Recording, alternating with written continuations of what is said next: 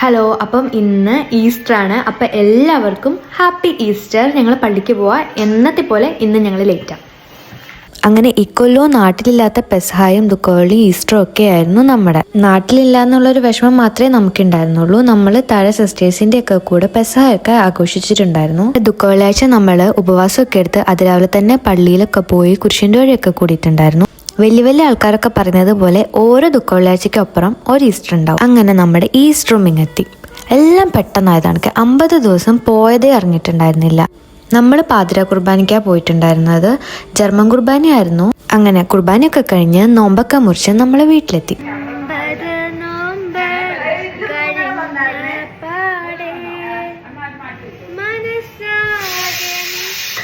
ഈ പ്രാവശ്യം നമ്മൾ വലിയ രീതിക്കൊന്നും ഈസ്റ്റർ ആഘോഷിച്ചിട്ടുണ്ടായിരുന്നില്ല.